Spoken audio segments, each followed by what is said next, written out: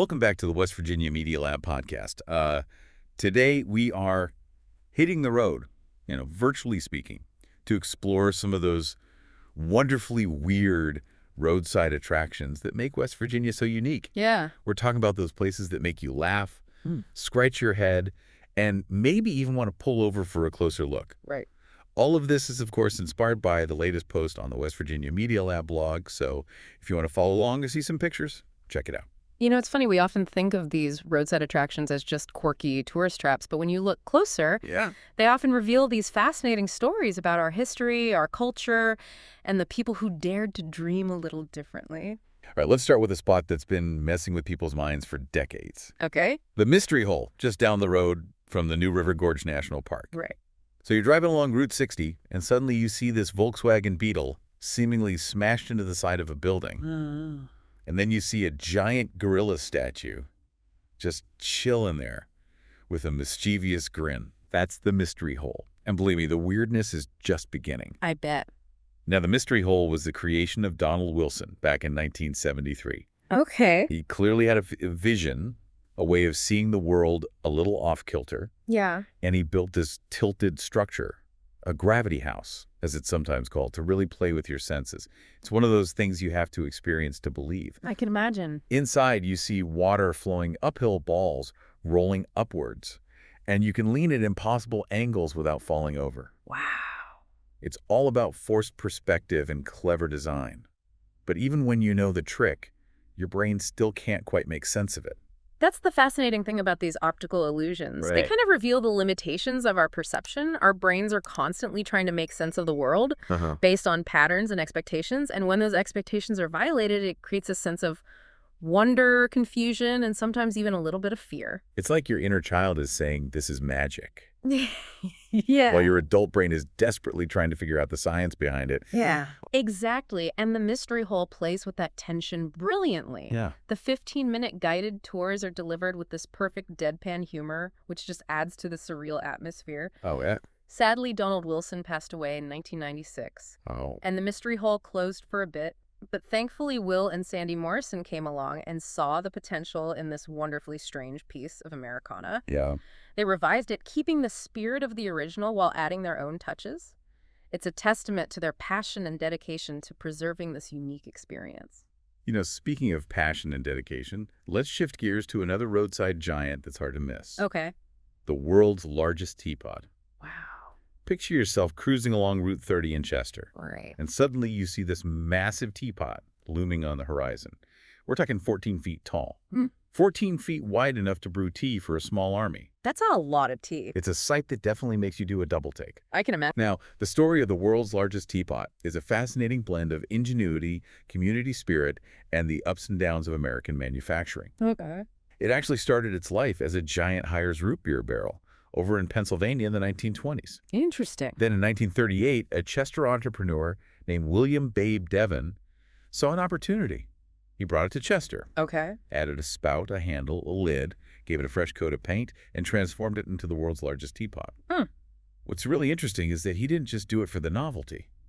Babe Devon was a savvy businessman, and he used the teapot to promote Chester's booming pottery industry. Okay. Back then, Chester was a major producer of ceramics, and the teapot became a symbol of that local pride and craftsmanship. It's a reminder that even the most whimsical creations can have these deeper meanings and connections to a community's identity. For sure. But as with many American industries, the pottery business in Chester declined, and sadly, the teapot fell into disrepair.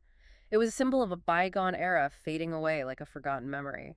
But the story doesn't end there. In the 1990s, the people of Chester rallied together to save their beloved teapot. Wow. They raised funds, restored it to its former glory, and gave it a new life as a symbol of their town's resilience and spirit. It's a fantastic example of how a community can come together to preserve a piece of their history, Yeah. even in the face of economic hardship, and it speaks to the enduring power of these roadside attractions Right. to act as focal points for community pride and shared identity. Yeah. They're not just objects, they're touchstones to the past, reminders of where we've been and what we've achieved. And they can even become sources of celebration.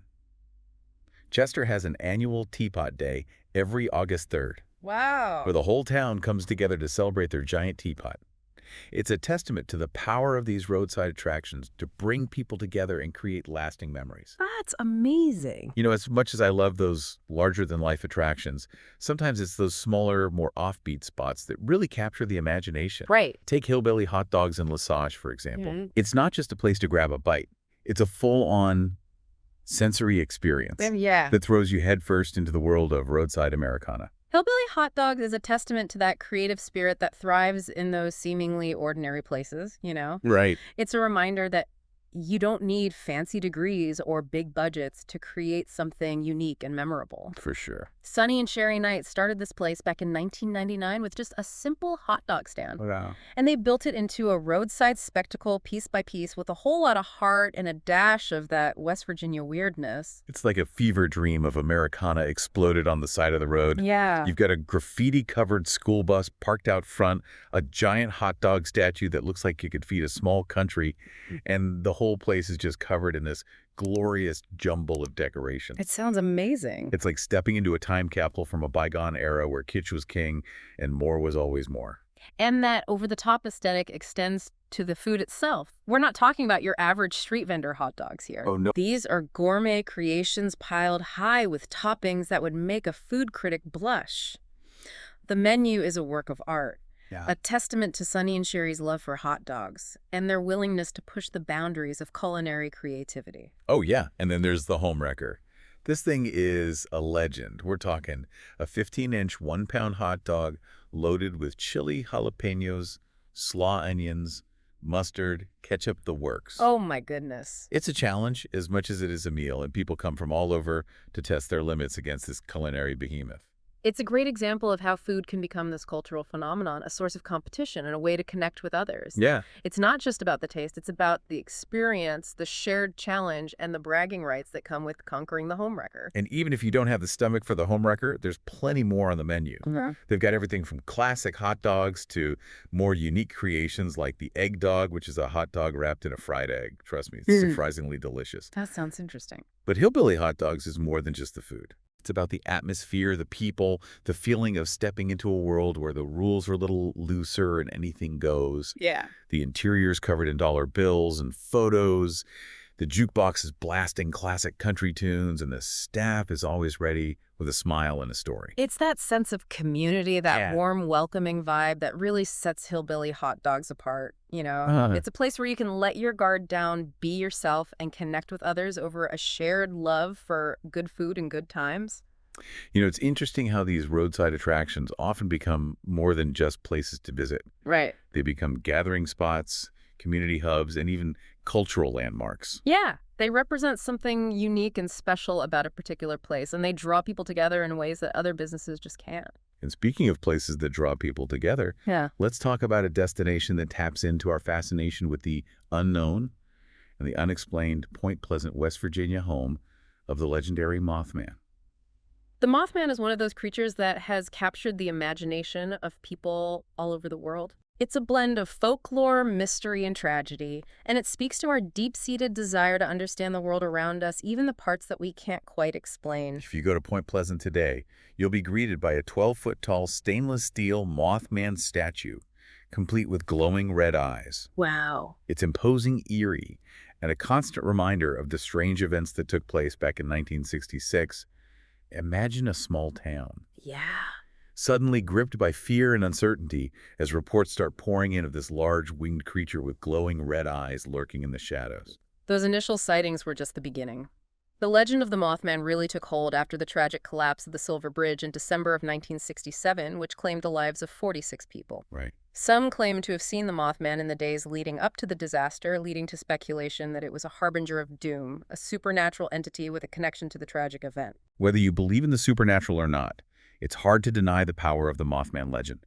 It has become a cultural touchstone, inspiring books, movies, and even an annual Mothman festival that draws thousands of visitors to Point Pleasant each year. The Mothman Museum is a treasure trove of information and artifacts related to the legend. You can delve into eyewitness accounts, examine purported Mothman evidence, and learn about the history of the Silver Bridge collapse. It's a fascinating exploration of how folklore, tragedy, and pop culture can intertwine to create a truly enduring and captivating story. The Mothman is more than just a spooky story. It reflects our fascination with the unknown, our desire to find meaning in seemingly random events, and our capacity to create narratives that help us make sense of the world around us. And Point Pleasant has embraced its connection to the Mothman, turning what could have been a source of fear and negativity into a source of tourism and community pride. It's a reminder that sometimes the most unexpected events can lead to the most unique and memorable cultural experiences. Speaking of unique and memorable experiences, let's wrap things up with a stop at a place that's a true testament to West Virginia's ingenuity and resourcefulness, the Cole House in Williamson. The Cole House is a testament to the power of creative thinking, even in the face of adversity. It was built in 1933, right in the middle of the Great Depression, as a way to showcase the versatility of coal and to boost morale in a struggling industry. Picture this, a two-story house built entirely out of coal. Wow. They used 65 tons of bituminous coal, shaped it into blocks, and cemented it all together to create this sturdy, unique structure. It's a bold statement, a celebration of the resource that fueled West Virginia's economy for generations. The Cole House is more than just a quirky building. It's a symbol of West Virginia's resilience, its ability to innovate, and its deep connection to the coal industry that shaped so much of its history. It served as a private residence for a time, but eventually became the headquarters of the Tug Valley Chamber of Commerce, a fitting transition for a building that represents the heart of a community. The Cole House stands as a reminder of West Virginia's industrial heritage and the spirit of innovation that helped it thrive, even in the toughest of times. It's a place that sparks curiosity, invites reflection, and serves as a conversation starter about the complex relationship between industry, community, and the environment. It's amazing how these seemingly random, quirky attractions can reveal so much about who we are, where we've been, and what we value. It's true. The mystery hole, with its gravity-defying illusions, isn't just a funhouse. Right. It makes us think about how easily our senses can be tricked, how much we rely on assumptions to navigate the world. It's a lighthearted reminder that reality is often more complex and nuanced than it appears. And the world's largest teapot, well, it's more than just a giant roadside photo op. Yeah. It's a monument to a bygone era of American craftsmanship, a time when towns like Chester were hubs of industry and innovation. It speaks to a sense of community pride, a belief in the power of creating something unique and lasting. Even the Mothman, with all its spooky mystique, reflects something deeper about human nature. Our need to find explanations, even supernatural ones, when faced with tragedy or the unknown. The way a local legend can become a cultural phenomenon, drawing people together and shaping a town's identity. Hillbilly hot dogs. It's not just about piling on the toppings, though they do that spectacularly well. Yeah. It's about that playful, over-the-top spirit of roadside Americana. It's a celebration of simple pleasures, a reminder to not take ourselves too seriously and to find joy in the unexpected. And the Cole House, built from the very resource that defined West Virginia's history for so long. Yeah. It's a reminder of the ingenuity and resilience of the people who built this state, a testament to their ability to adapt, to find new uses for old materials, to make something beautiful and lasting out of the resources at hand. As we've journeyed through these attractions, it struck me that they're not just isolated oddities. They're connected by a thread of creativity, a willingness to push boundaries, to embrace the unusual, and to make a statement. That's the spirit of West Virginia, isn't it? That independent, resourceful, slightly rebellious spirit that's always found ways to make its mark on the world. If you're ever feeling a little adventurous, a little curious, or just in need of a good laugh, I encourage you to hit the road and explore these attractions for yourself. You'll not only be entertained, but you'll gain a deeper appreciation for the heart and soul of West Virginia. And of course, be sure to check out the West Virginia Media Lab blog for more stories about the fascinating people, places, and events that make up our state's rich history and culture. That's right. Thanks for joining us on this virtual road trip through the weird and wonderful world of West Virginia's roadside attractions. Until next time, keep exploring, keep discovering, and keep embracing the quirky side of life. Thanks for listening to today's podcast. The West Virginia Media Lab is all about celebrating our state and its people, businesses, stories, news, and folklore. If you love West Virginia like we do, be sure to comment below, then subscribe, like, and hit the notification bell to stay connected. Until next time, stay wild, wonderful, West Virginia.